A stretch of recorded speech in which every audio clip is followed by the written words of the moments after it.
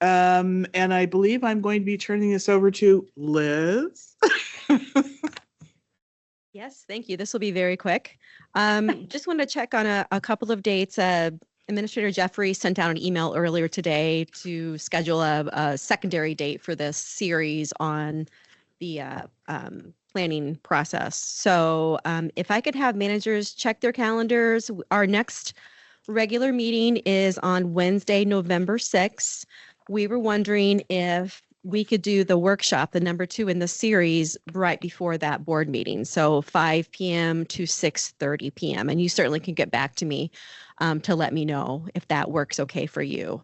That would then keep our third meeting on track for Thursday, December 12th from 12 to 3 p.m. So if you know now, great. If not, I'll check back. Just let us know if that date works for you. Again, 5 to 6:30 on Wednesday, November 6th. That's right before the regular I meeting. just bring my peanut butter sandwich with me. We'll provide food. And then also, as a reminder, tomorrow is the, I guess we'll call it the second workshop at the Spring Road property. I'll send out a reminder or a link with the address, and they'll give you direct directions to get there. But we do have enough room for everyone to park on site, so we're not going to have to carpool. But I would like to remind people that there isn't a set trail. We do plan to go off onto the property. It is an uneven terrain, so if you have hiking boots with some ankle support, that would be great. If you're, for whatever reason, uncomfortable doing the full hike, we can stick around closer too. So we'll have options for everyone, and we'll take it nice and slow. But that is tomorrow beginning at 4 o'clock to 5:30, and we will have some food there at the end as well for you. So if anyone has any questions, let me know. Otherwise, I'll be sending the link with directions to the property in case you don't have that already, so we can meet us there. And so. no pool party. I would not recommend it. I think the mosquitoes maybe are gone by now, but there's a mosquito larva in the pool. But yeah, so I was out there last week. Some nice fall colors are starting, but we'll take around and look at some of the sites on the property, especially the area of ecological significance. But that's going on tomorrow. So that's all I have for you. So Wednesday, the 6th at 5 o'clock. Is that what you said? Correct. Okay. So I'm okay. I added it to my. Okay, so Dorothy's good. Sure. David's good. Jill, what about you? Yeah. Yep. Okay. I'll send a calendar invite. If for some reason that doesn't work out with Tom, then we'll find something else. But we'll go with that for now, and I'll send out a calendar invite tomorrow to you, so it's on there. Okay. Great. All right. Thank you. Yep. Thank you. Okay, so I'm guessing we should probably introduce our speaker today. I think she's going to be getting us to sort of look at where we currently are in terms of the watershed, and a little bit maybe forward thinking on what the next 2 of these will be like. I spent a little time, I don't know if anybody else did this, but reading through our last 10-year plan, and it was really a very significant document, but it seemed to me that there's an awful lot that we put our energy into over the 10-year period of time. So I'm very interested to see what everybody else thinks and how we move forward from here. So I'll introduce, it's Brianne. Brianne, thank you. Yes, and thank you for having me tonight. I'm really happy to be here. I've been talking with Administrator Jeffrey for the past couple of months, just learning more about the organization and where you are as an organization and kind of what some of the future holds. And so tonight is the first in a 3-part series. Terry actually sent you an email out earlier today. Since he couldn't be here, he really wanted to contextualize this a little bit. But that email kind of summarizes what the 3 different sessions are all about. And we'll go through that here at the end when we talk about next steps after tonight too. My name is Brianne Rothstein. I own my own consulting firm called Thrive. I've been in local government working with city commissions and boards and councils and state agency organizations, both as a professional as well as being on boards and chairing or being president of boards over the last 20 years. So I have a lot of experience with policymakers at varying levels of local government.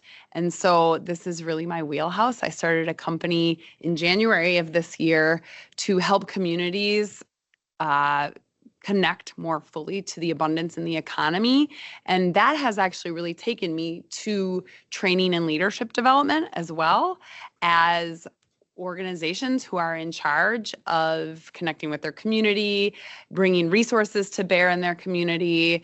It's really brought me to professional development and board trainings and strategic discussions. Particularly with regard to policy programs and systems change and development. So I'm really, again, happy to be here. I would just briefly go through the agenda. Thank you for advancing slides for me.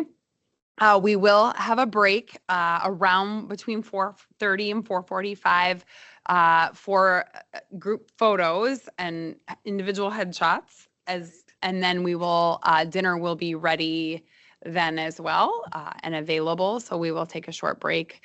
I think we'll be doing an eating presentation, but we'll have a short break for that as well. And then I would love to hear brief introductions from everybody here, and as well. And then we'll go through a brief background. Terry told me to keep that short. Obviously, most of you have been on the board for a while, but for the benefit of, you're the new one, right, Bonnie? I'm the new one. All right. As well as just bringing people together and kind of coalescing a little bit. So we'll breeze through that pretty quickly, since most of you have a lot of experience with the watershed district. Then we'll talk a little bit about the organizational structure, as well as reiterate the roles and responsibilities of board and staff. And then I'm going to have 2 different times in the presentation for questions. So if you have questions, if you want to kind of track them or write them down, we'll pause and take questions. That will help just with the cadence of the discussion. And we'll then move to components of governance. And so this is where your cheat sheets in front of you will be resources. We aren't going to harp on Robert's rules, but just important to provide you some resources that you can use, some pieces of Robert's rules you can use to run and host and hold effective meetings and have effective decision making. And then we'll do a breakout and share out. So just an opportunity for a few small groups, not too many, since there's only a few of us here, to really just talk, to kind of start the discussion about visioning. And then we'll finish up with next steps for the next 2 sessions that we have together. So with that, we'll move to introductions. I think maybe we just all go around, if that's okay. And name, position. So if you have a board position, otherwise just regular board member, staff, your position, and then how long you've been either at the district or on the board. So I don't know, Chair, President, do you want to start? Oh, gee whiz. Dorothy Pedersen. This year I'm very happy to be the president. I've been on the board for the past, I think this is my 6th year actually. But prior to that, I was on the CAC as well. And I have kind of a background of volunteerism in environmental and watershed areas. So this sort of was a natural progression. Claire Strumman recruited me long ago. I'm David Ziegler. I've been on the board about 5 years, and I was on the CAC for a few years before that. I have a degree in engineering and a master's degree in business, and I worked for about 40 years in engineering design, project management, product management, and up through the ladder until I retired. Yeah, and so then I kind of got into volunteering and stuff a little more. Okay, so just related to the watershed district. Okay, so I'm Phil Crafton. I've been on the board 15 years and I've seen a lot of dysfunctionality along the way. I'm not even sure how to even start to say where I'm at. I come at this with a real conservation background, everything from local to state to national policy and conservation issues, all the way up to like the Great Lakes Water Quality Agreement kind of participation input stuff, but and a lot of work within the Great Lakes Coalition. Else you want to know? Great. Thanks. I'm Bonnie Nelson. I was installed August 1st of this year, and I had been with the CAC for a couple of years, and so have watched all of the meetings, and so know where at least up to that, and dig in besides that. I recently retired from, and I was a permit engineer at the Pollution Control Agency for 35 years, so I have a broad environmental background and very regulatory background, so this is a good fit for me, and yeah, something I can devote time to now. Yeah. Sorry, I was just texting you. Yes. Okay, my name is Liz Forbes. I am the communications manager of Watershed District. I have been here for 3.5 years. My background is I have an undergraduate degree in wild ecology. My master's is in natural resource conservation, but I've worked in the public sector for most of my entire career, for about 20 years.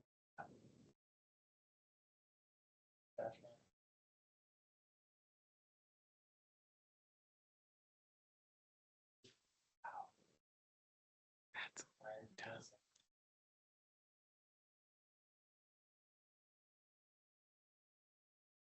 Take some reservoirs down.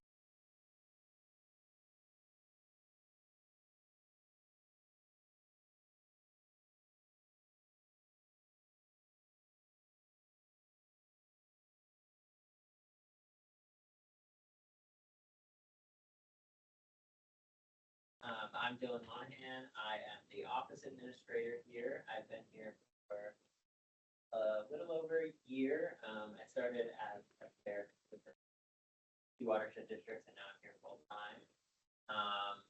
And yeah, my bachelor's degree is in political science, and I minored in sustainability.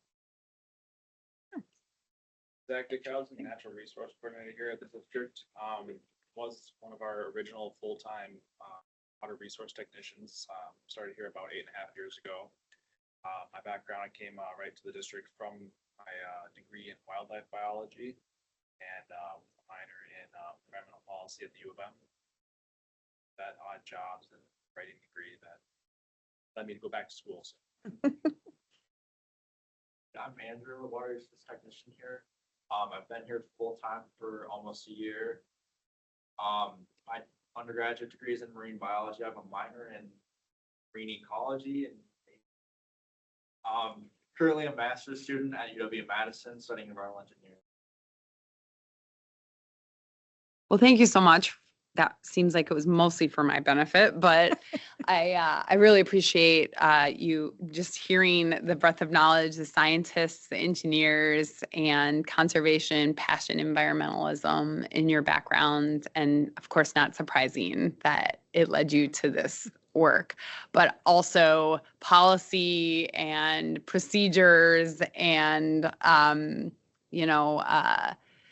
kind of running a board and board leadership and all of that is a little bit different of a skill. And it sounds like a lot of you have that too, coming from the CAC and moving up. So thank you. All right, next slide. Okay, so what are we doing? Why are we here? Again, as I talked to Terry about this, really, this is an opportunity to kind of, there's three real reasons. One is to kind of have a reset as any new board member coming in. It's really a new board when you have a new member, and it's a chance to kind of start fresh and get to know, like I said, coalesce as a board. obviously having 4 out of the 5 of you with a lot of experience, it may not be as big of a deal to bring on a new board member, but it sounds like there's been some big changes and that there's really an opportunity to do and be effective in a way that maybe wasn't the case before. So that's one reason we're here. The second is to level set. Again, there's some of this that you all know upside down and backwards, but just we're all starting with the same information. We'll breeze through that really quickly. And then thirdly, this is really setting the groundwork for your decennial plan update. So every 10 years, as many of you know, the watershed management plan needs to be updated per statute. It sounds like most of you maybe were on the CAC, but not on the board during the last plan update. So this is really a chance to leave a mark as you influence the 10-year plan. So that's really an exciting time to be coalescing as an effective board and to be bringing a new member on board. So really that's the point of this discussion tonight. And again, we'll have 2 other in this series of to set the mission, vision, and values as well. Question? Tom read Terry's email to say that the meeting was canceled. He'll come. He probably won't be here for 15 minutes. Shoot. Well, that's the first 15 minutes, so I think we're fine. He'll get here just Thank in you. time for dinner. I'm sorry. Oh, thank you. No, he's Shoot. So I texted him to say, "Are you available?" And he said, "Yep." And I was like, "Where are you?" I didn't mention that. So I have a BA in English and a master's with a concentration in counting. So Very cool. I did 20 years of that stuff. Great. Thank you. All right, next slide. Okay, so a little bit, again, context setting, level setting, background. Next slide. So as you know, the watershed district's work is governed by statute. However, the statute was recently amended. And so if you haven't had a chance to, review the amended statute, you can do that right now on the screen, or you can look it up and do a little bit more digging. This was just a couple of changes that were made. And I don't want to get into the details of this, but just to alert you that there was statutory changes made about watershed districts. They seem pretty minor to me when I reviewed them, but it is important to understand that the state really empowers watershed districts. The districts get their power from the state, and what they are what is under their purview is a function of the legislative process. And so understanding that we similarly, there are other layers of government that function this way as well. There are 42 watershed districts in Minnesota. Next slide. So I couldn't read that one. I mean, I could read each word, but it's kind of like when you're doing the eye tests, it takes a while to figure out exactly what it shows you. Sure. The last So one, can you you could make read the it a little last item bigger? on there. That one's actually probably most relevant to us at this moment. The other duties as The assigned. very last line on there. Yeah, that one's kind of the catch-all: to otherwise manage and protect surface waters and groundwaters for any beneficial purpose. pretty. The other duties as assigned. So that adds the groundwater clearly. All right, and as part of the Riley Purgatory Bluff Creek Watershed District, there is a 10-year plan and an executive summary that attaches to that.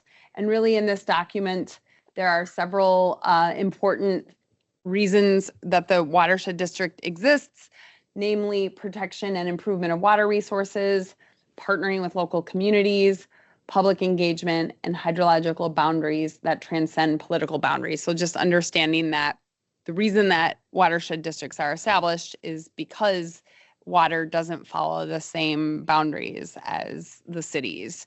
And so this is a designation to further advance the protection of these resources, acknowledging that hydrological boundaries are different. Next slide.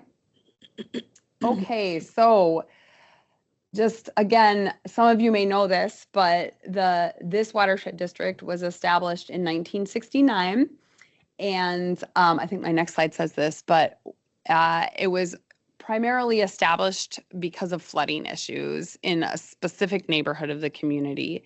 And that throughout the history of the watershed district, partnerships have been really important in the work.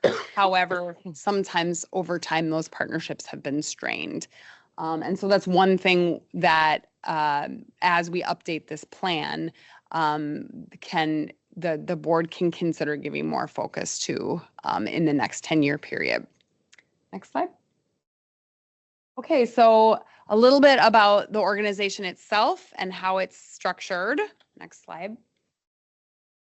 Again, this is where it says that the district was established, I guess it was the Duck Lake neighborhood. And so the local neighbors petitioned to have this district established to address flooding issues. And of course, over the years, the district goals have evolved, and of course, organization has expanded and grown. And again, as residents and people involved in the district, a lot more about this aspect probably than I do as well. But I just wanted to make sure that kind of this basic base of knowledge of how it was established was discussed. Okay, so the district's structure, and I can share this after. There are hot links in this presentation. So if you're interested, they're mostly to your website, so you can find this information on your website. But it is nice to kind of have a place where you can access resources all in one place.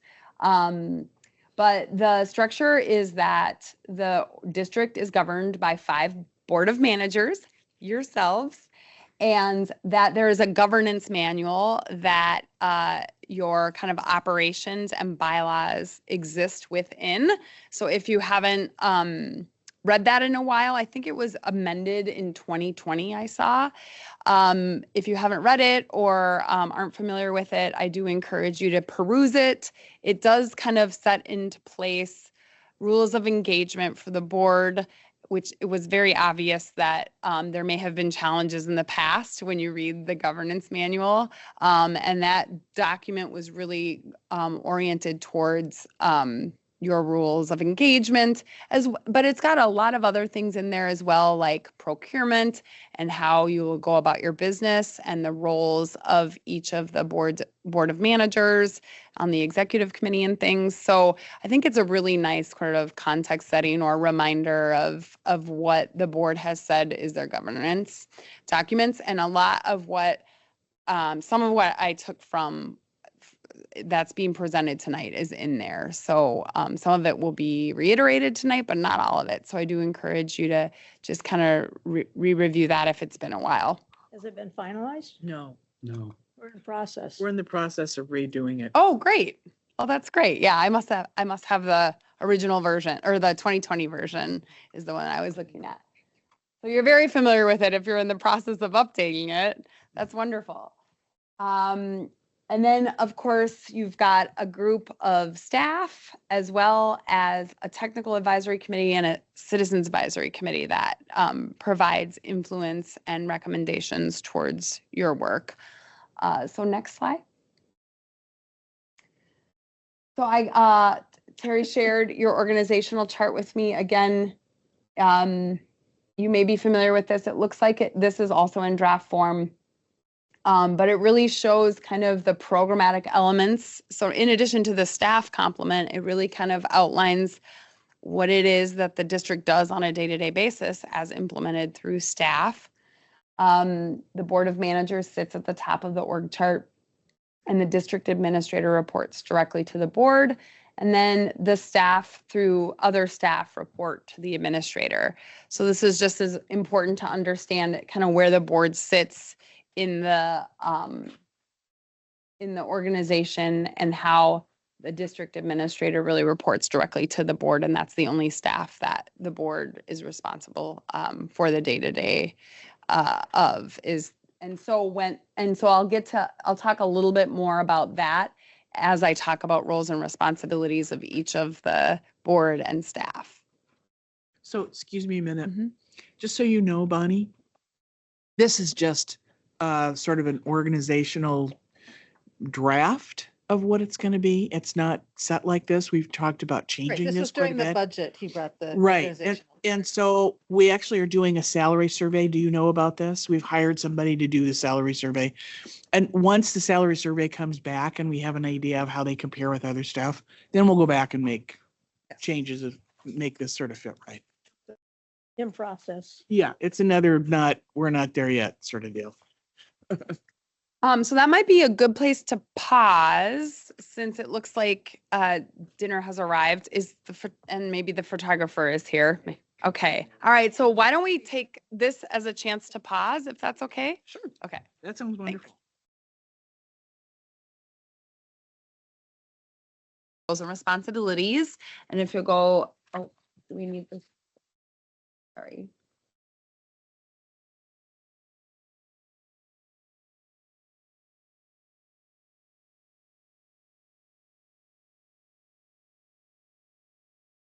All I right. want to know who's in charge. And then and then if we go to the next slide, we're going to focus on the board responsibilities and then of each position on the board as well as the staff responsibilities. And this this content, while it's true for the watershed district, is true for most boards and staff. So if you've had experience with other boards as well, these things are kind of generally held true, but it's really good to kind of, again, refresh our thinking on kind of what each of the individual bodies of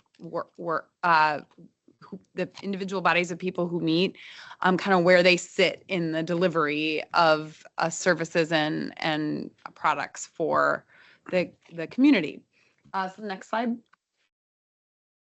So starting with the board, I heard somebody say one time that the board's responsibility is to set policy and govern.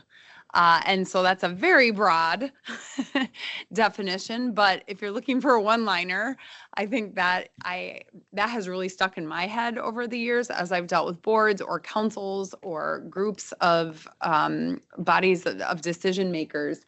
And so within that bucket of set policy and govern, of course, policy development, what are our rules? What are our program guidelines? What is the strategic plan for the organization? Certainly, the 10-year update is a major role for the board to be involved in the review and development of the content that goes into that. Of course, budget authority, approving and setting an annual budget, and then any major expenditures within your procurement policy you would look at and approve. Contracts, entering into contracts, again, according to your governance manual and your procurement requirements, what the board needs to review and approve contracts. Acting as a liaison, so this is the fun part, maybe or maybe not, depending on the day and the constituent, but being able to really act as a liaison between community members and other stakeholders and the larger organization. Committee participation, of course, the additional kind of requirements of being involved in the day-to-day on committees the district has several committees associated, board committees, and then oversight and evaluation, particularly of the district administrators. So if there's a vacancy, running a process to fill a vacancy, managing the performance of the administrator, and making sure that the policy and the programs are delivered through that administrator. Okay, so I have a question about that. Mm-hmm.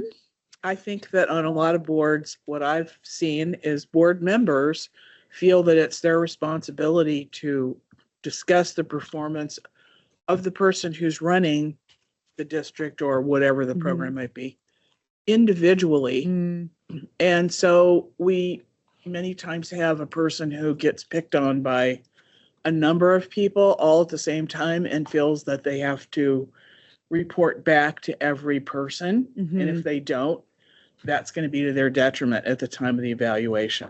So I think a big question here is whether or not we can all agree on a method of which, if you have an issue with the performance of in this case, district administrator, how you handle that. I would say that oftentimes organizations have personnel committees for that explicit purpose. So that I don't know if it looks like there's one listed, but I don't know if that's been active or how that's functioned. But what I would say is, in my experience, a 2 or 3 member of the board personnel committee then meets, and you'll see that activated often when you have a staff turnover, especially assuming, performance is good. But that personnel committee really gets activated at times of great need.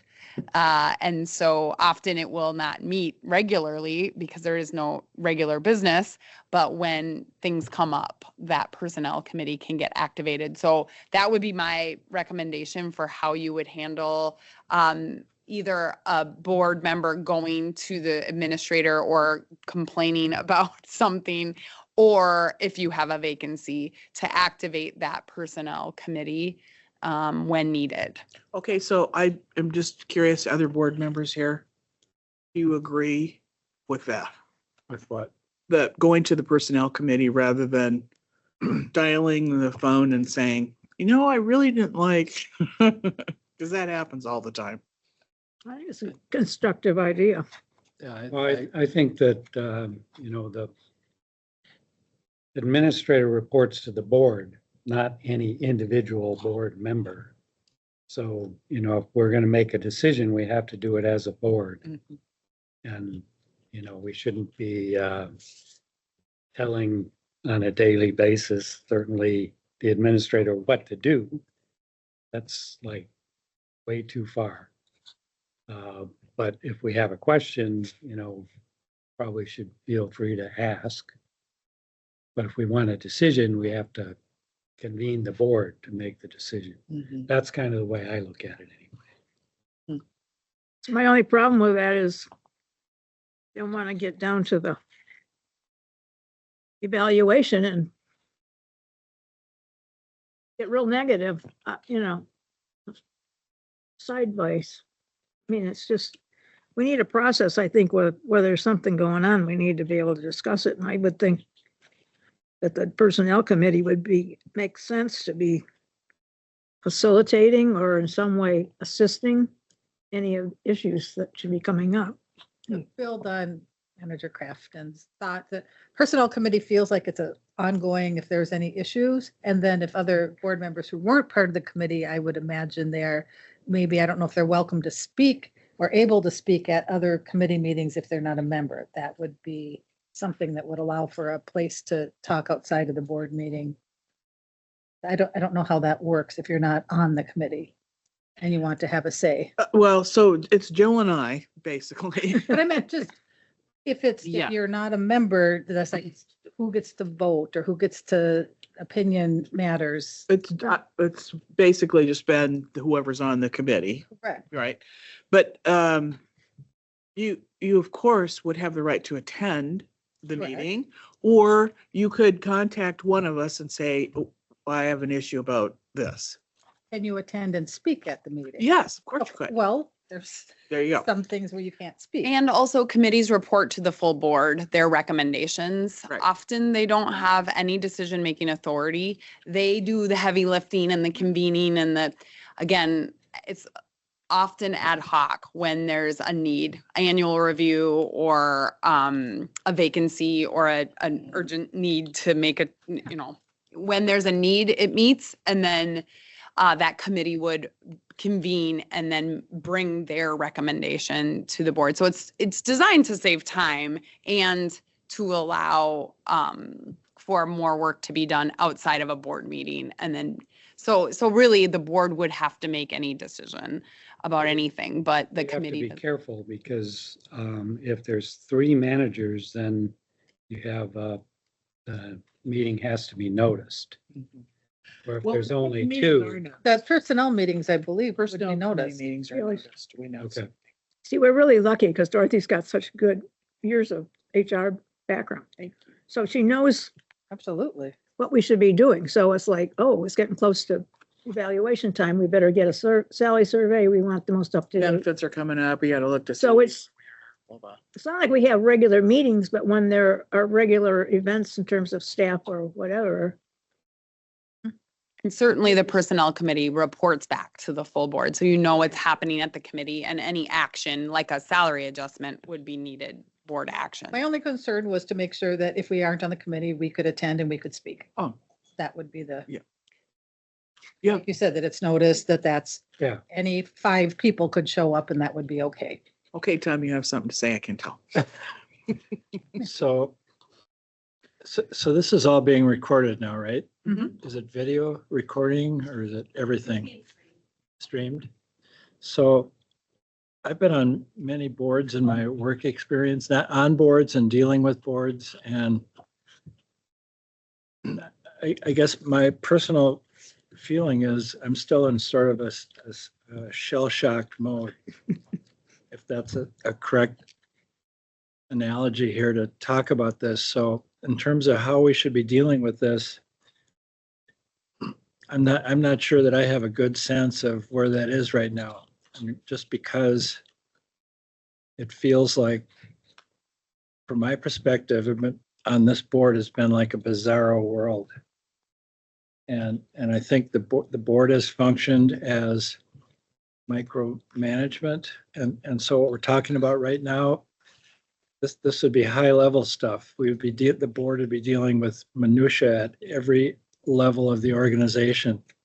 So to me, this feels like a weird conversation to figure out, if we have this issue with the administrator, this is a process we follow, where in the past, it's been chaos from my perspective. I think that's where, to come back to kind of what we're talking about on the slides, that's really the level setting that we're trying to do here today, is kind of what are the typical roles and responsibilities for boards and staff. And that's really bringing experience from all sorts of different boards and different either nonprofits or local government, and set policy and govern is the space that the board wants to be in primarily. Because you have an administrator, then that administrator is reporting to you as a policy-making board too. Again, you don't need a personnel committee, but it can be used to get more work done, so that you're not having personnel discussions at full boards, but you're coming back to the board. So that's the kind of recommended way of conducting the business. And as we get into these other roles and responsibilities, just that it may be important to keep in mind that this is sort of, again, best practice. And there's a lot of reasons for that. And they're very similar to the Roberts Rules justifications too. So maybe when we're done with that portion, we can circle back to the why behind why, these roles and responsibilities exist, as well as why Roberts Rules exist. But yeah, we're trying to kind of set a level here for like moving forward, I guess. I guess that's that makes sense. I mean, the very first bullet point there, it seems like that's the primary role of the board. Yes. That we have these subcommittees to deal with sort of the next level of some level of detail beyond policy. Yes. And that's where the board that you and Jill are on would deal with sort of the next level of detail from the board perspective, just like the audit and finance would be, or the governance committee. And that's sort of the level. I mean, that's as far as it goes. And then it comes back to the board. So. And committees don't have any authority on their own. Any authority. They're the ones, like you mentioned, would get into the nitty gritty and heavy lifting of kind of the details, and then kind of putting a bow on it and bringing it to the full board. But certainly the board can vote up, down, ask questions. And again, committees are optional too. You don't have to have them if they're just creating more work and more layers. But it can be a tool that can keep your board meetings flowing to a cadence. It seems appropriate, and it seems like, if in a world where sort of normalcy or there's a normal curve over how we operate, it would seem like what you're laying out makes sense.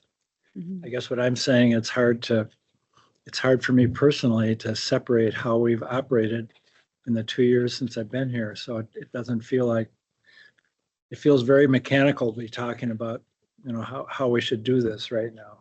You know what I'm saying? Yes, I do. I guess what I'm trying to do is to see how everybody thinks about how it functions, at least at this point, in respect to our administrator. I've been on boards where the person who was in charge had a drinking problem, and it was clear to people on staff and some of the other board members that this person had a drinking problem, and no one wanted to stand up and say, we got a really big problem here. So really what ended up happening was person ended up having a big, huge car accident in a company car. And then we all had to face it. Whereas we could have really faced it a whole lot sooner. Do you know what I'm saying? If we had some way of dealing with the issue. I'm just trying to make an idea of how all of us would like to proceed forward. That's what I'm trying to do. Well, could I suggest that we kind of get through the content, and then as we talk about where we might have those conversations, I think the governance manual is actually a really great place to have the kind of more detailed conversation you'd like to have, is kind of how are we going to govern it ourselves? How are we going to follow? How strictly do we want to follow Robert's rules?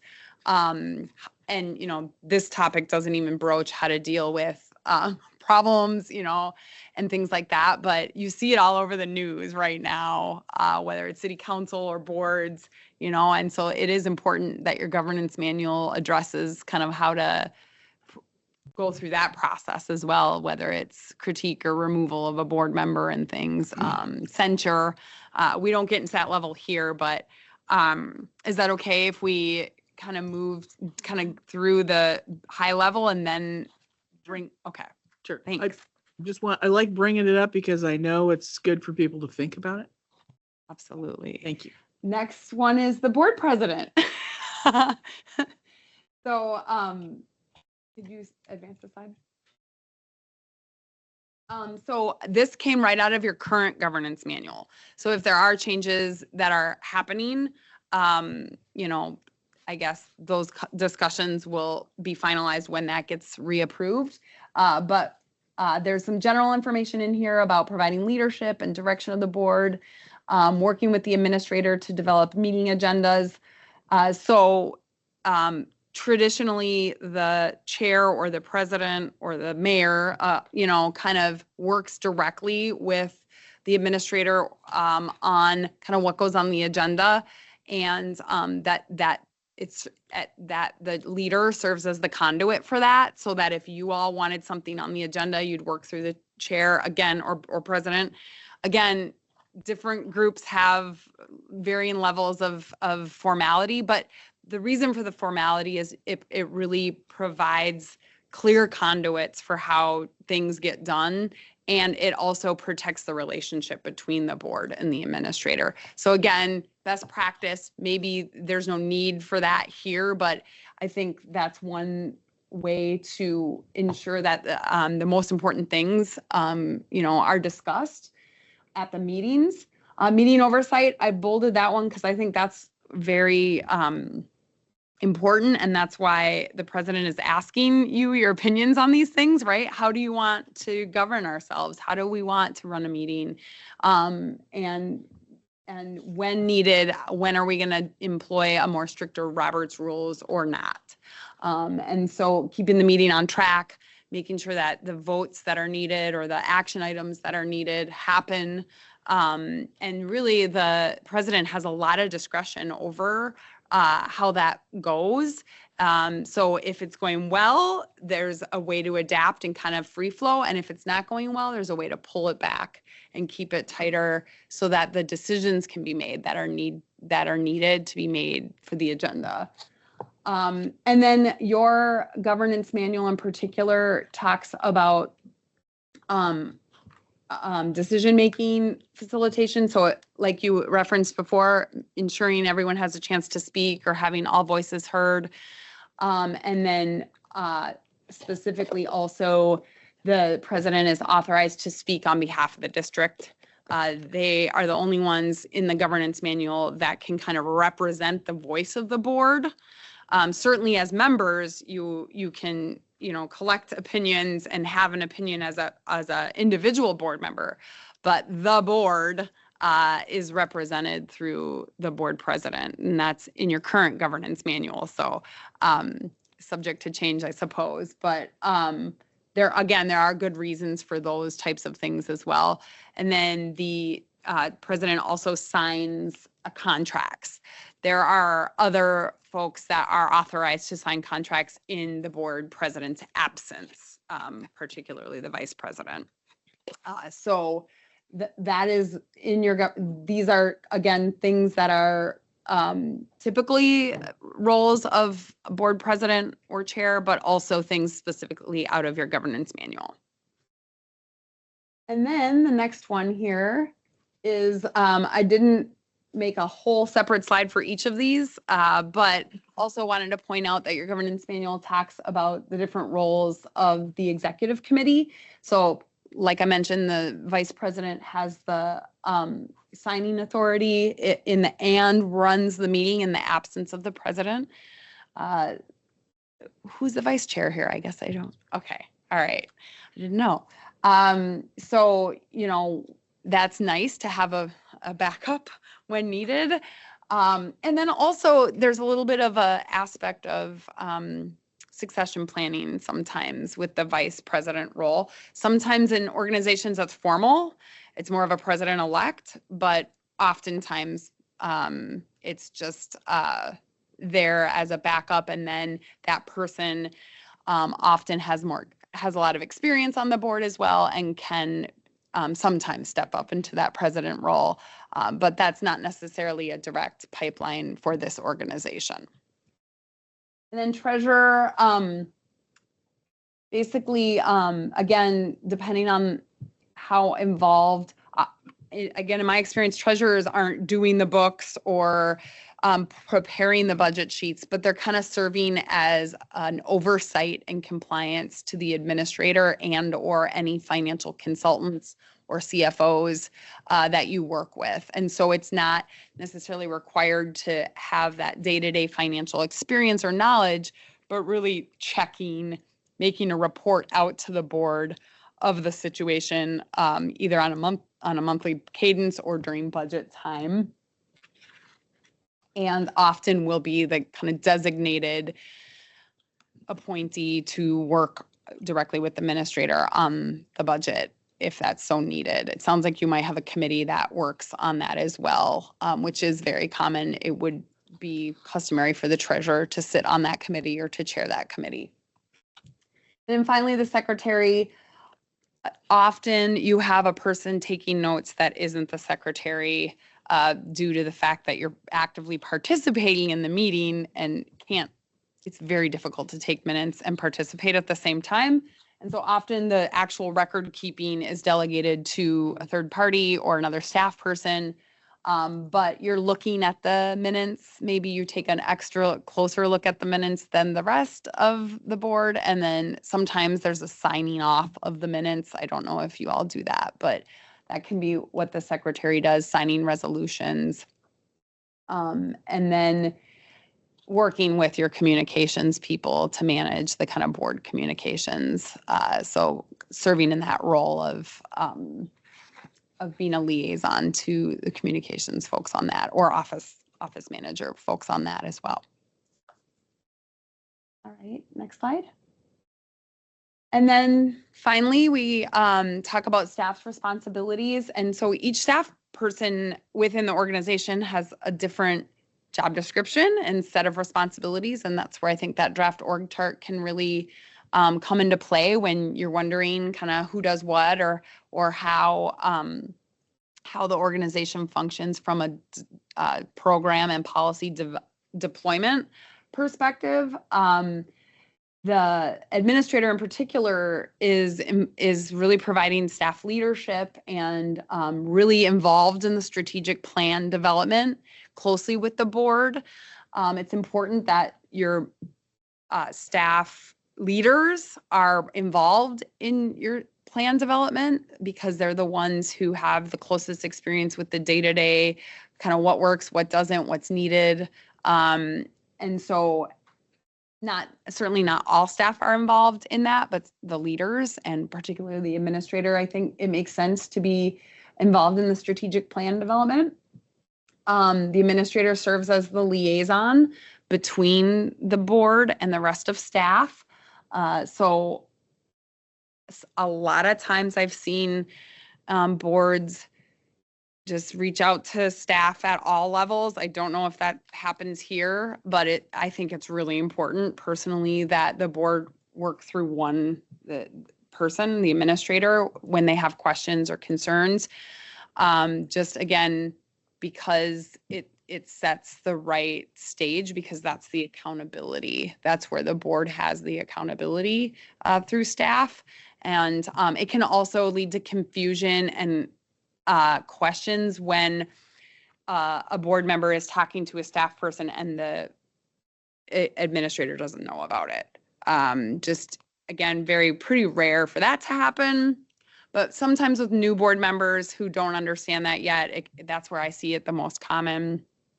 And so that's just, again, to keep the accountability sort of mechanism clear and to make sure that that the administrator, the leader, knows what's being communicated back and forth. Also, staff is responsible for the day-to-day expenditure of board-approved budgets. So, assuming bills are consistent with the budget that was approved, they generally have authorization to approve those bills. You may have some groups have claims lists or things that go on your consent agenda so that you can see what those bills are, but that is often after they've been paid. So, it's just for you to see and know what's happening, but as long as they're consistent with the approved budget, generally the staff have the authorization to spend it. Now, if it involves a contract, then there's procurement requirements associated that you would need to review so that you can sign that contract. But and then implementation of policy, of course. So you adopt a plan as a board, you adopt policy documents, staff's responsibilities to make sure that gets done. And then in this district in particular, it seems that there's a very rich community outreach. There's a lot of communications and community programs and education and outreach. So staff is responsible on a regular basis to do some of these events that we were talking about earlier. Okay, next slide. Okay, so this is the summary slide. Board of Managers is responsible to set policy and govern, deal with financial and contractual matters, and manage the performance and outcomes of the administrator. The administrator is really the CEO of the organization, leads board through strategic planning and policy development, liaises between the board and the rest of staff, and is accountable to the board. And then staff is implementing the direction and values of the organization and provides policy and program recommendations to the board as subject matter experts. And I definitely heard that you all have a lot of subject matter expertise too. And so providing that and sharing that wisdom, and frankly, probably the reason you're sitting in these seats, that passion for the environment is, really a great addition. It's a huge resource that the organization has through the administrator as well. I just have one more slide before questions. So the last piece in board's roles and responsibilities is just the common tools for communication and feedback. Again, this is not rocket science, but just kind of a reiteration of how communication happens through regular meetings. The administrator and the rest of staff kind of will prepare the information needed for the board to take action and present that information to you, and usually in the form of a recommendation. And then those reports really become part of the documentation of the business of the board as well. And so it's important that when you make decisions, most of the information that you're considering is part of that packet. You're not subject to quasi judicial law or anything like that, where it's actually required. But, and again, because you have so much experience in water quality and environmental resource management, you're bringing more than just what you read in a packet. But it's also, the packet is sort of the official record of what you're using to make decisions. So it's important that you consider those reports and documentation.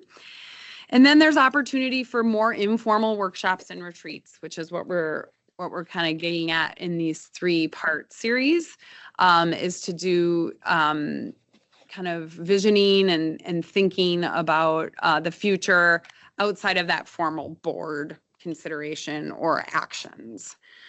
So with that, I just end this section with another copy of your draft org chart, again, acknowledging that it's in draft and hasn't been approved, but really this is kind of your, next slide, your roadmap for understanding the flow of information and then also the program and regulatory aspects of what you do at the district. The one thing it doesn't have are the committees on here anywhere? Maybe not. So you also have the 2 committees that inform your decisions and policy as well. So with that, I want to pause for questions. I do have one more section here on kind of meeting cadence and Robert's rules. But before we move to that, do you have any thoughts or questions on roles and responsibilities? So I have one thought, if that's okay. So when you talked about communication between the board and staff, I think there's kind of 2 things, right? There's communication, which should be open. And then there's instructions, which should come through the administrator via the board to the administrator to the staff. So, one of the things we tried to do with the governance manual is make it very clear that, each board member shouldn't be telling staff what to do. And that has been a problem in the past, and it can cause huge problems because it can monopolize their time and keep them from doing a good job. So I don't know if you have any comments, or we've been trying to make it so it's, the central point of information is or instruction is the administrator to the staff. And then, communication otherwise, sharing expertise or whatever can happen freely, but just not instructions on what to do. Just clarification. So on my onboarding, I was told any communication to staff whatsoever has to go through Administrator Jeffries. I had a question for Josh on, say, the monitoring lake levels. That still had to be, to ask that question of him and to get, I still had to go through. So, and our rules say if it's going to take more than, I think it's 5 minutes or something, or 15 minutes. 15 minutes. Yeah, this would be a Then you can 5-minute talk to question. Yeah, it's a 5-minute question, really. Yeah, Just, so that's not a problem.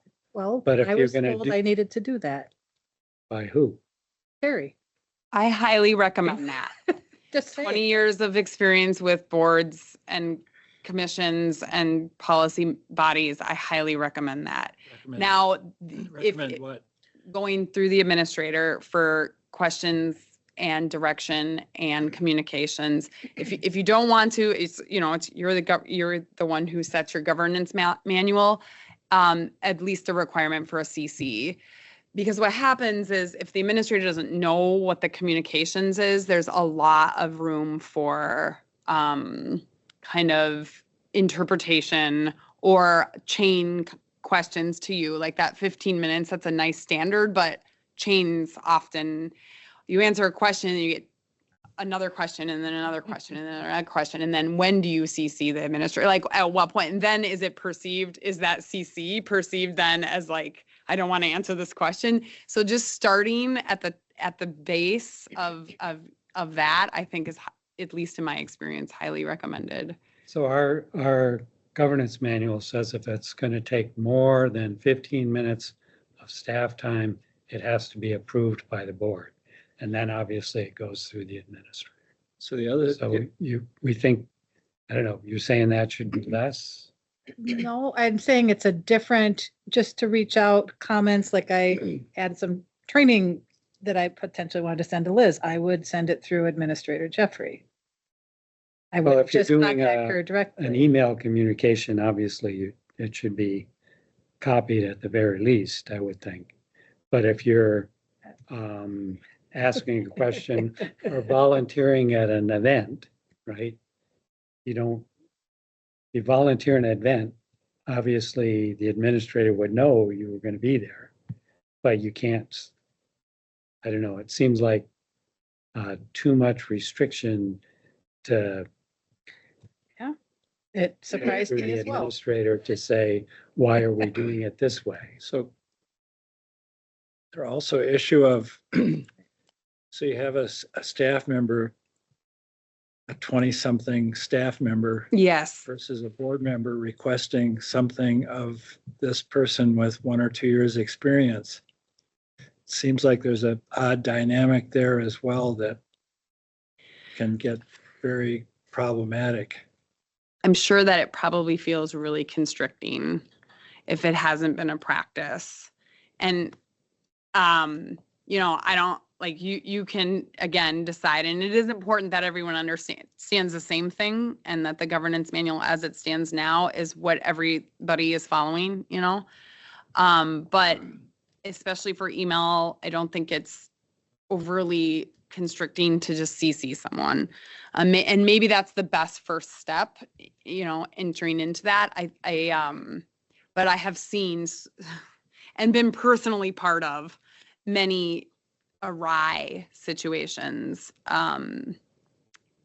many, where a board member emails me and the leader doesn't know, and I'm trying to do my job, and there's a power dynamic at play. The board members, you feel like intimidated and responsible to answer right away. And so I think having the administrator who's your accountability, line, involved is really important. But again, your governance manual is what has to govern that. So we may need to make a change to the governance manual if we're going to follow it the way our current administrator has at least voiced it to our new member. And see, I can understand why he said that, because I think in the past, people did not do that.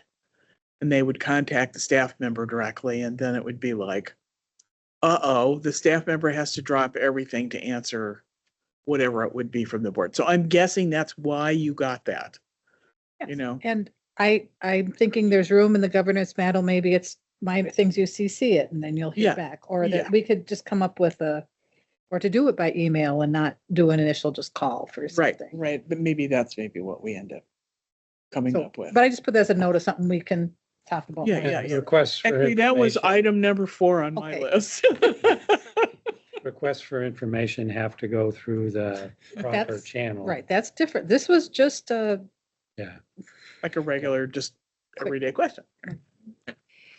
And this is maybe a good segue, unless there's other questions about roles and responsibilities. So I have another question, but I don't know if it comes up here. Jill, did you have one first? Well, I feel like a rogue manager here. When I was in the MBA program, one of the important things I learned was Edward Deming's kind of principles. And if you really want to know what's going on, you go to the lowest level that's closest to the task and ask them. So I love it when I can come in and Liz knows that I'm concerned about a thing, and she'll say, "Do you want to come and see what Josh and I've been working on?" It's like, yes, get me in there. So it's like, I feel a real need to, and I don't mean that Terry's a gateway person, but I want to talk to the staff. I want to know if I'm talking about something, am I out in left field? I mean, what's logistically, I want to hear from you guys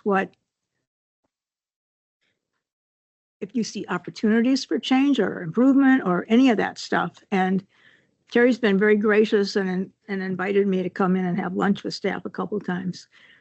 but they are very much aware of of the lines, channels of communication, and they don't say a whole lot. And it's like, but I want to talk to you guys about what's working, what's not working, where you see areas that we should know about, or how we can, because Terry's not going to be all over all of that. I mean, he's got a lot on his plate. So for me, that's just an important piece of this. And this is top down.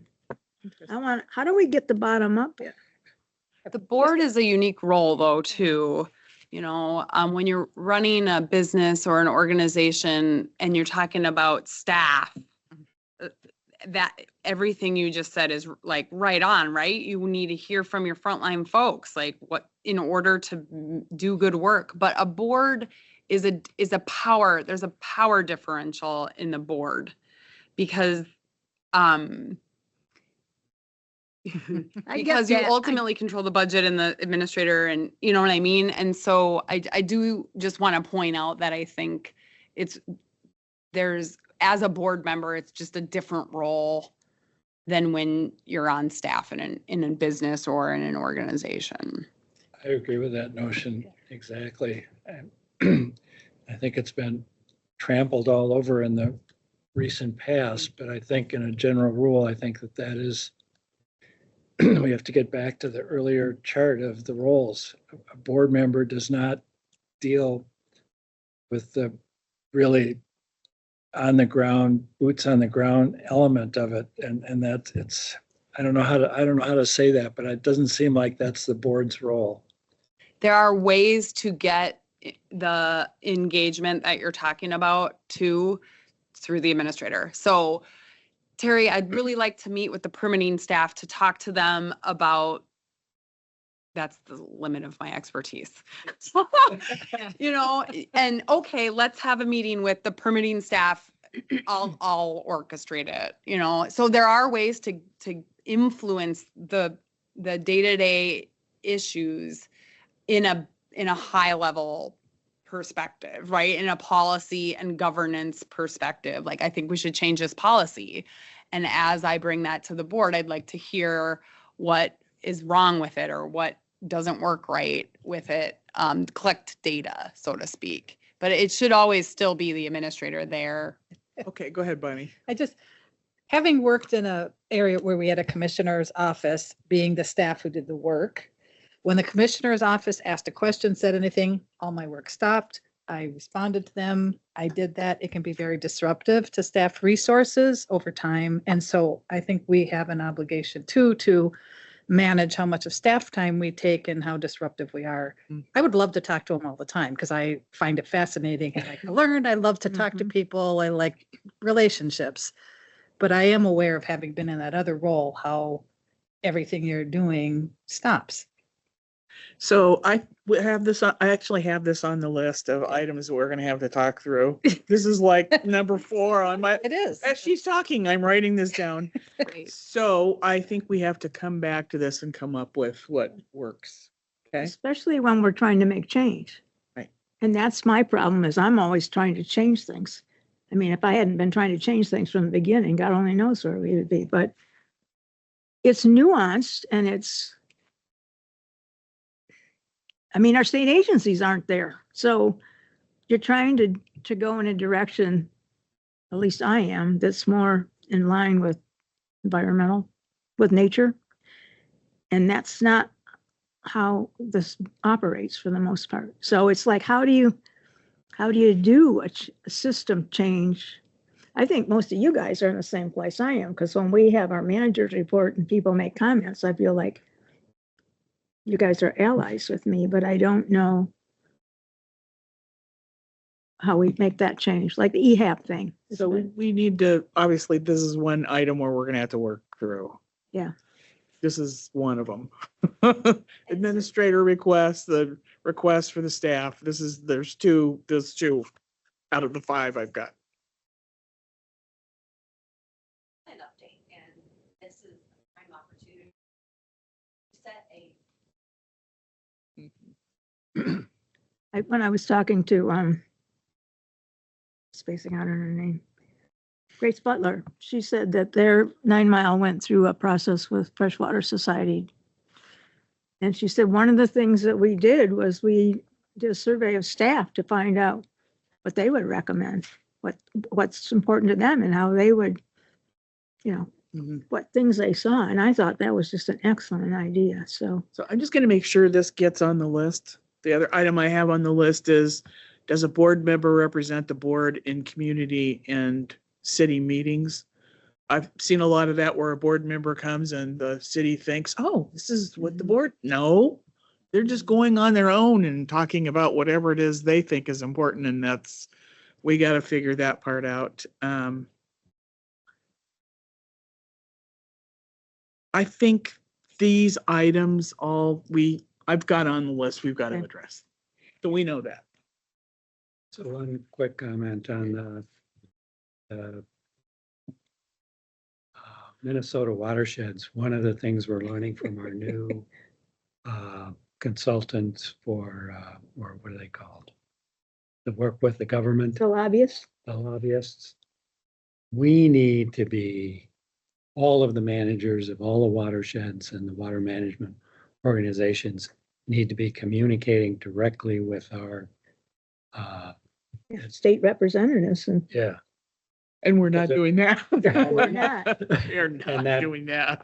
we Yeah, need to do and an that's a open house. problem Yeah. because we come up with all these great ideas and introduce them at our annual meeting in December. And And then our Where's to go from there? Yeah. lobbyists are saying, you should have started that a year ago. Yeah. You know, and, trying to get it done in the short time that our state government is all together and in their timeline of what they work on, they need to know way ahead of time. Which is a real role for a board member. Mhm. Yeah. Well, and perhaps your plan update can talk about taking a more stronger voice in public policy and at the state legislature. That's one item of discussion in the plan update too. Like, how involved do we want to be in that? Do we want to develop a policy platform? Of course, that costs money, but without a platform, it's really hard for the individual members to go test because you are representing the managers. You can go and say, I'm representing myself. But if They're you not want to, listening. if you want to go and represent, One level. right, if you and want to say, present what needs to be presented at the state level. then you need a If it's policy Riley platform Perk approved. problem, Yeah. we can solve it ourselves. But if it's a whole state problem, well, like with the funding issue for outstate watersheds, they didn't have stable funding. How do you operate like that? Right. You Yeah, know, on $250,000, you're not gonna do it. That's why I think we need to have some regular open houses invite our legislative people in, and we could even do it with adjacent watershed districts, maybe. But so we can brag a little bit about the projects and what we're doing and give them familiarity. So when things do come up and we call and say, we need your support on this, they'll have a clue. But I think doing some open houses with that level would really be well, important. and I forgot the name of the watershed, but anyway, they invited the mayor, they invited the senators, the representatives, and other organizations, and said, okay, we're going to celebrate the delisting of, I forgot the name of the lake. The lake. Yeah, I The lake. remember reading this too. Yeah, Yeah. and they had everybody there. Right.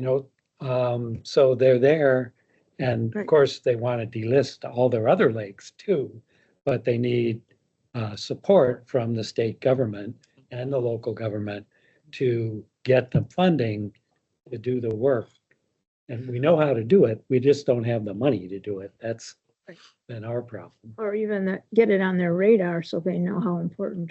Okay, Yeah. I've added that in as item number 7 now on the Okay. list, okay? Awesome. All right. So Keep this going. is also a great segue into the last portion. The good news is I had a breakout session planned, but we don't need one because we have a small group here and you are organically breaking out into discussions at all moments. And so that's a good segue, which is the cadence of a meeting. So I think it's 2 slide advancements. One more. When you're having work sessions or workshops or visioning like we're doing tonight, this is not applicable. So I want to just start off saying that I think it's important to have work session and more organic meetings that are not following the strict rule. And it's important to have your board meetings function like this. So it's hard for your board meetings to function like this if you don't also have a workshop once a month or once every other month. So I'm just going to caveat that because you have to be able to have some time to have back and forth organic debates and discussions, and we should do this and we should do this. But I would just recommend that in a workshop or a work session model, because then you have a clear distinction between when we're going to do that and when we're going to take action on business. So I'll just start with that. Often very important policies can start in work session 1, work session 2, work session 3, and then go to your board meeting for approval so that you don't have to have all that back and forth about whether this is a good policy, bad policy, it should be added.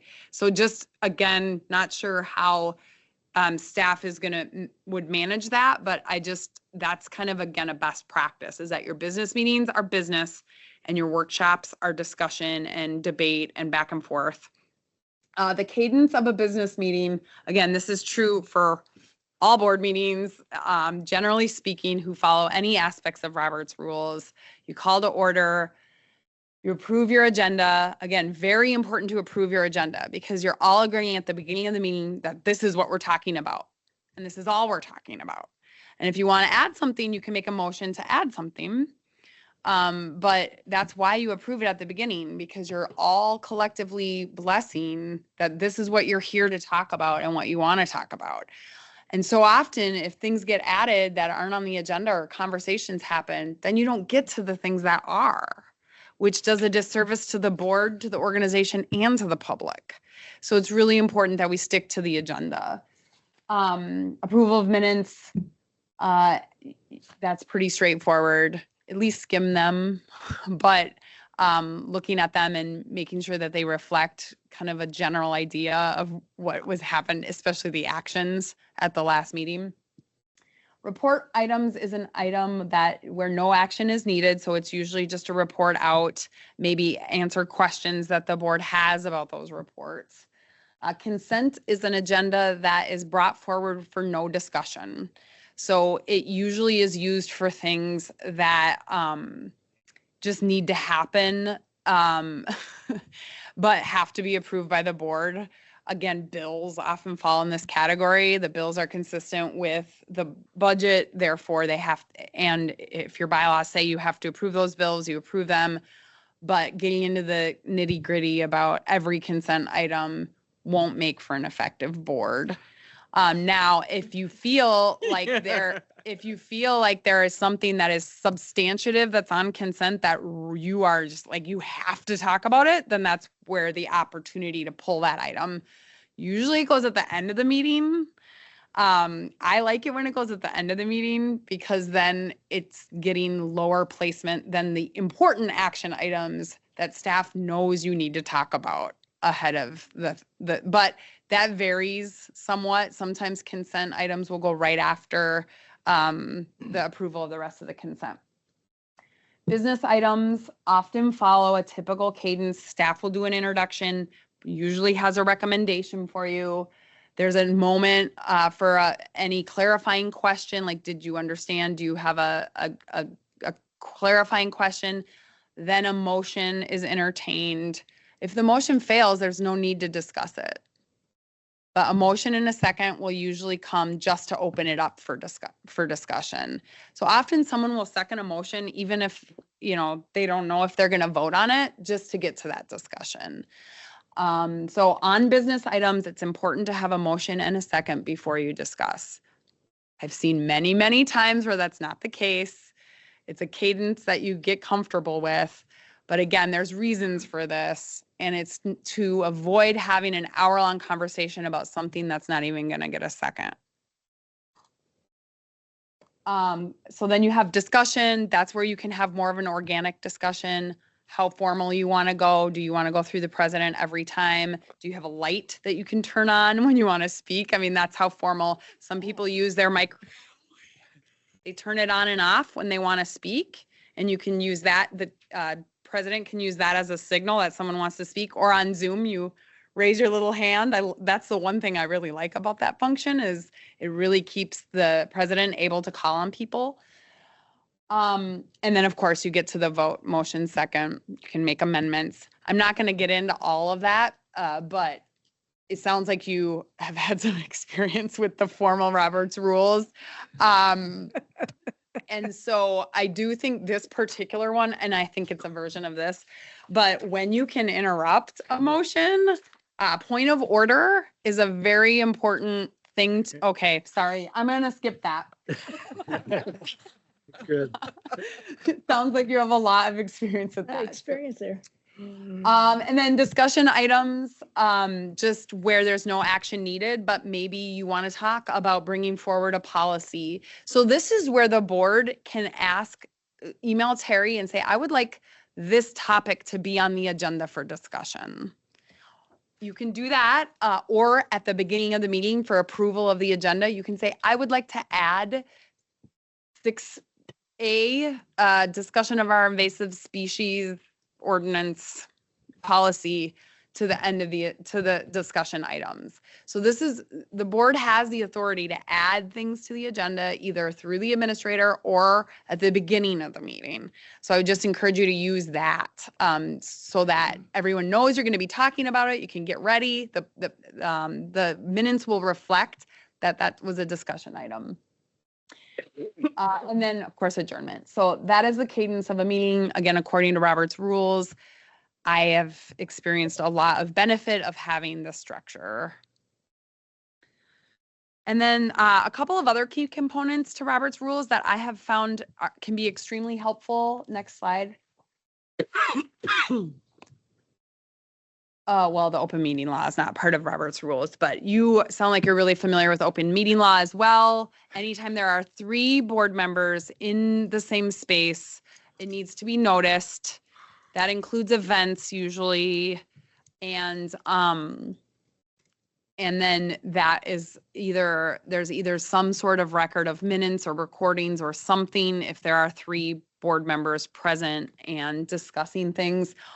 I don't know if you've ever dealt with serial meetings, but I have, unfortunately, where a board member calls somebody and then calls somebody else and calls somebody else. That's considered a violation of open meeting law, as well as, of course, email chains. Email chains are then subject to the open meeting law as well. And that's why going through the administrator keeps you safe, because then there's no violation of the open meeting law if you're communicating with the administrator. And then I just put a key point, and that I mentioned earlier, that the board president does have a lot of discretion in how little or how much back and forth to allow. So, and it sounds like where you're seeking direction for a discussion on the governance manual, but does everything go through the president? That's pretty rare, actually, for having to wait to be called on. But there is a point where the president can say, we've reached the end of our allotted time for this item. Would we like to vote, table? And so there is a lot of discretion that the president has in stopping the conversation. I have seen leaders say, we're going to all go around one more time and then we're going to be done. So that is under the authority and purview of the president, and different leaders have different levels of strictness of when they will cut off conversation or when they will let free-flowing. And generally the free-flowing conversation makes meetings go to 11 or midnight or 1 a.m. So there does reach a point where the board president, I think, should and could stop conversation and ask either to table or vote, or what more information do we need to make a decision. So I just want to make sure that that's understood, that they have a lot of authority to do that. And then the call to question is a tool that you can use as non-chairs to end the conversation. So if you are reaching a point of exhaustion, or you feel like the board is going around and around and around, and you guys, I've never seen one of your meetings. I just want you to know that. So like this, I'm not talking about you personally. You guys are getting all like red, like, oh, she's talking like, but I've never seen one of your meetings. This is my experience with so many different, mostly city councils, but boards as well. Not like this one. What? Not like this one. So I'm not calling you out or picking on you. I want to be clear on that. So calling the question is a motion. I make a motion to call the question, which is the motion. Whoever made the motion and the second, discuss. Anyone at that point can say, I make a motion to call a question. There has to be a second. So at least one other person has to agree that this conversation has reached its end. And then you vote on calling the question. And if you don't get the votes, the discussion continues. If there are 3 votes, the discussion ends right there and the motion has to be voted on right there. This is all the reason to have the motion and the second to start the conversation. That's right. You can't call a question that hasn't had a motion. And I'm not talking, 5 minutes. I'm talking like an hour, right? I've seen conversations just go on and on and on. It's just a tool to use as a last resort. Because the chair. We're talking to people that have a lot of experience with it. So you're right. Okay. Now I'm preaching to the choir. All right, then I'll move on to my last slide, which is just about decorum and, establishing respectful communication, orderly conduct, equal participation, attention to procedure, which I realize maybe makes some people cringe for sure. And maybe this feels very legalistic, but, it's in an effort to do good work and set good policy and advance the organization. And then being prepared, read your packet ahead of time, even if you have to just open it and skim it. Back in the old school, when people would open their manila envelope at the meeting at 7:00, rip it open. And you're like, oh, that's nice. And then just these key principles of Robert's Rules, order and fairness. There's the reason for this is for fairness and to get work done. And then have a majority rule with minority rights. So people who aren't in the majority do have the right to speak and voice their opinion, but at the end of the day, the majority rules. And these can be codified in the governance manual, or they can just be every year you can adopt your rules of meeting conduct. I would recommend that because then you get a chance to look at them every year too and tweak them. So there's a lot of different ways you can kind of put these into play. So that ends my presentation. Like I said, I had initially reserved time for breakouts, but I think that we've accomplished a lot of good discussion too. But if there is any more questions or comments, we do have some extra time here.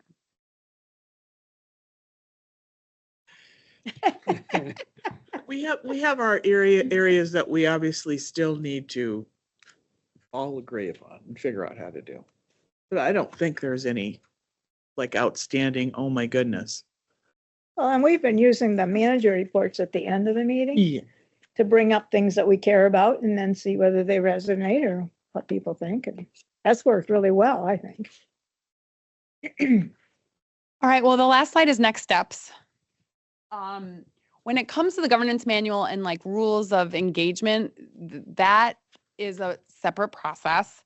The next 2 steps are really designed to be talking about the mission and vision and values of this board and of the organization. And so with your decennial plan update, you have a chance to revisit the mission and vision and values. So what you can expect is we're going to be sending out a survey with questions to each of the board members to do some pre-work. It shouldn't, I don't think, take more than a half an hour or an hour, depending how in-depth you want to get. But to try to set the stage a little bit for the next conversation, which will be going through and establishing mission and vision. And then the third meeting will be value statements, and then reviewing some of the goals that were in your previous plan and kind of evaluating goals. moving forward. And so really these 3 sessions set the foundation for the business of the organization, but also the plan update. They can be used for both.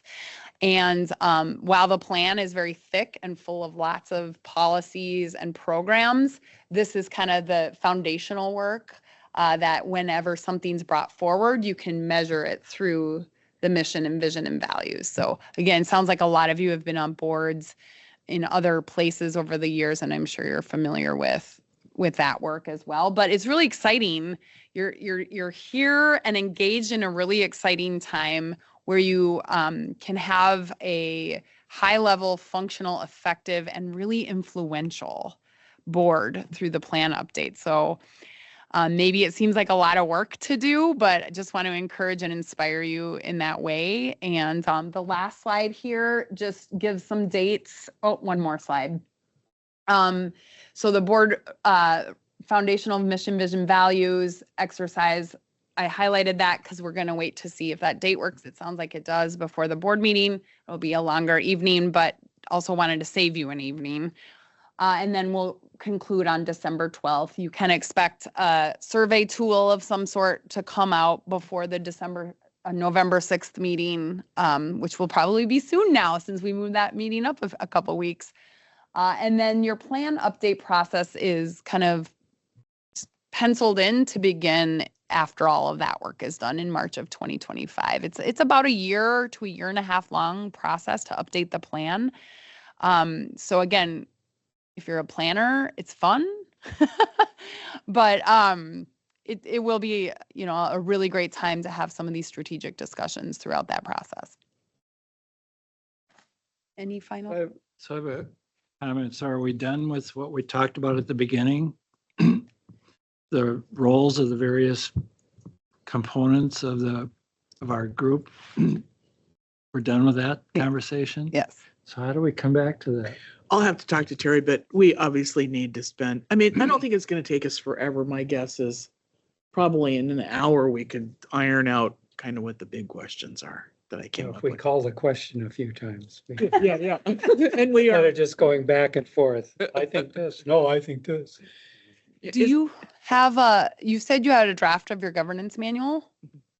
So maybe that is the tool by which you could have a red line version of that, bring it to the board and say, here are the 6 major changes we're making to this. Maybe that's a way to. But I think there is in our planning schedule. I'm surprised we haven't had it already because we should be voting on that before the end of the year. Were we gonna do a workshop to just We were discuss? gonna I do think a we were going to do a workshop. workshop. Exactly. Maybe we just need to have time before we're in that. But I guess my comment and question is, in the past, I don't think we've had a clear definition of what the role of the board member is. It's almost like being a politician where you're stating views to govern the whole body, even though you have personal beliefs that might not connect to a certain thing that is out there. But as a board member, we're serving a high level function for what the watershed is doing. And we all have different levels of interest in the minutia that goes beneath that. But the role as a board member is not to engage in the minutia.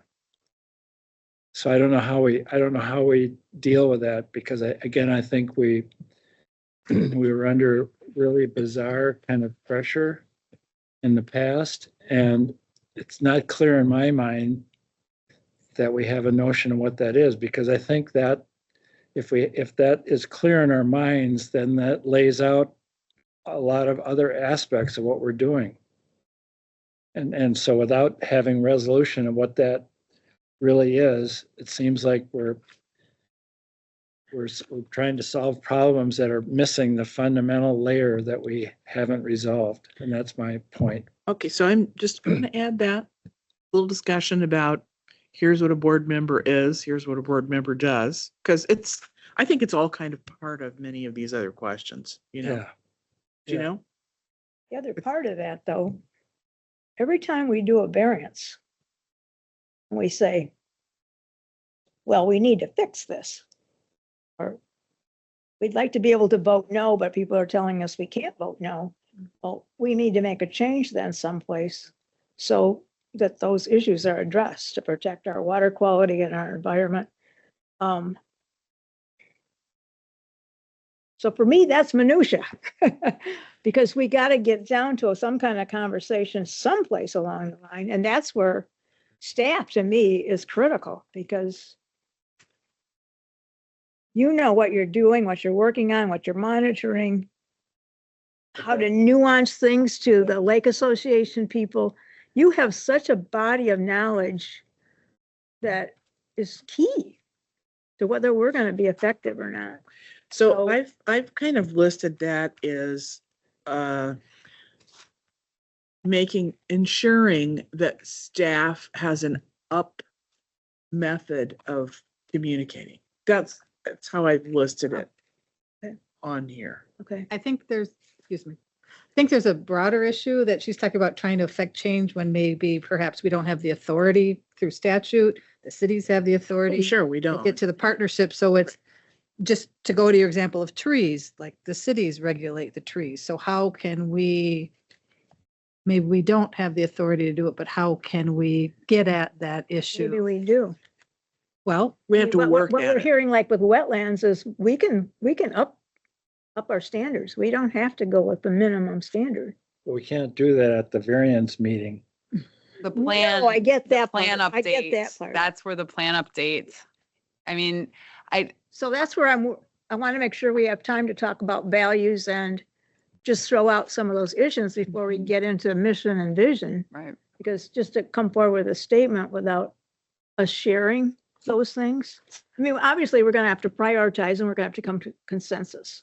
So I get that. But there's some things that just seems like need to be aired, because we've had this happen so many times when there's a variance or something's come up. Mhm. I mean, Noble Hills is one issue. It's like, Okay, I got So it on here. one other part of it is it's not always a variance. Like with the Asian Mall thing, where they have mhm.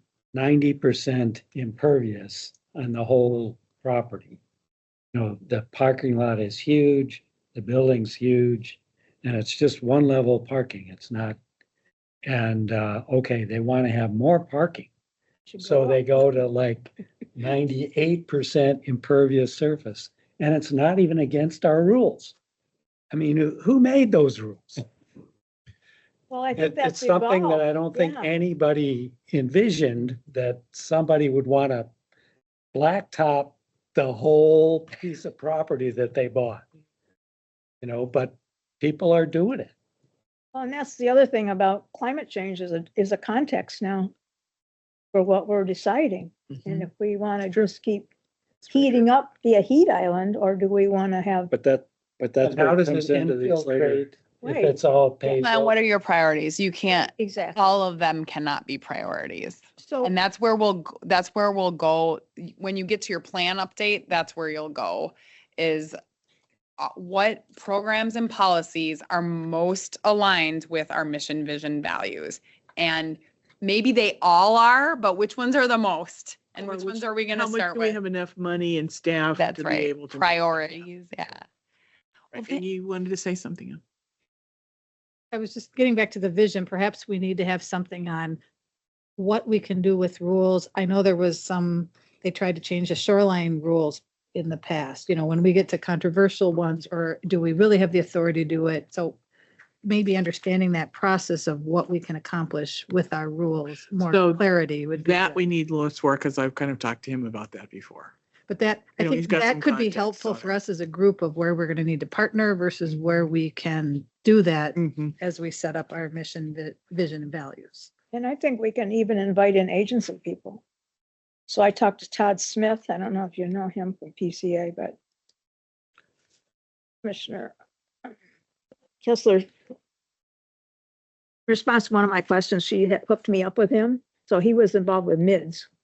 And I had some concerns about that, because 1.1 inch of infiltration to me isn't adequate anymore. So we had a discussion and we talked about the equation, and he thinks it's still good and all that, but I think when you were trying to make change, it would be helpful maybe just to invite some get the right staff from the agency to come in, and we can voice our talk about our experiences and how we want to protect things, but how we're being hamstrung by whatever. So, I mean, that's how we make change. See, and that's the problem for me is that I'm on the Bowser board and I'm sitting with these commissioners and I have definite ideas on where I think we're going. And I talk about EHAP and I talk about soil health issues. Doesn't necessarily mean they go anywhere.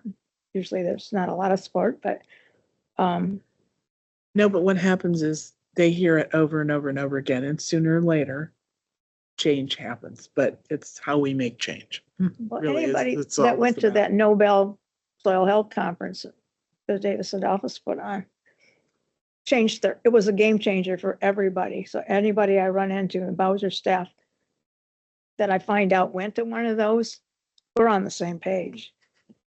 You got to change.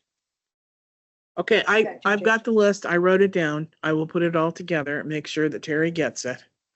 And then we'll try to figure out exactly where we can in the next couple of sessions here coming up, try to address some of this. Well, and I want to thank you so much for the opportunity. It was really fun, and I will be back in a couple more. And I will also I took notes in terms of kind of where we can weave some of this in potentially into that bigger discussion. But it was really nice to meet you all, and I'll see you on the 6th. Hopefully, if it works for everyone. Thank you Thanks. very much. I feel like what we got today was the opening of finally being able to say, we've all noticed these things in the past. How are we going to deal with them? You know, it's a better way of trying to do it rather than having to hide behind not being able to do anything. So, But All right. staff's going to be reality check for us too. So yeah, That's why- they're all going, there's only how many people that work here? yes, no, but you are. Yeah. So And And- legal as well. Obviously, they're not Right, here right. tonight, Yeah. but Having been in that role. We're gonna have to decide what the most important things are that we work on. Basically, that's when it's gonna come down because we don't have the money to do everything. So maybe we don't do it all at once. We try to do, here are the most important things. That's what we're gonna have to figure out. Did you get the advocacy role on there about coming up with some sort of a way to maybe individually or is it, to Yes. talk to our house, just Number 6. managers? Because we've talked about that. I just want to make sure that Visually what? specifically. I think there's an advocacy role for us that if we had a set, Oh, yeah. the Minnesota watershed, Cities, the that legislators. we could individually have a Right. platform that we bring to them that we can discuss. Right. And I think Liz would be key in that. She's our communications. Oh, specialist. wait, Liz is. Communication/advocacy. You just got a new title. All right.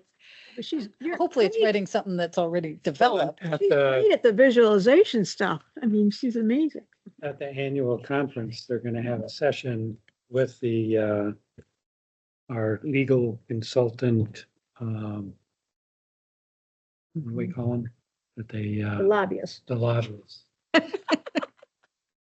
Yeah, anyway, they're gonna present to us what we should be doing, among other things, It'd be So- interesting to hear what they Yeah. have to say, maybe. As we'll get- watershed boards. Yeah, that'd be Great, good. so then maybe then we can take use Some that of that and- back and incorporate it, exactly. So before we had one guy and he had his opinion and he was gonna do it That's his it. way, regardless of That what was we Ray. said. He had his own Right. priorities. That was Ray.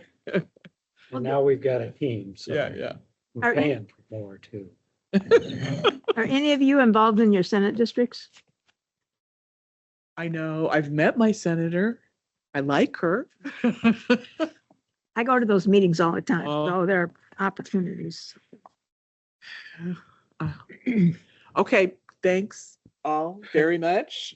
And with that, we'll adjourn the workshop and we'll see you tomorrow over at tomorrow's Spring. Same time, different channel.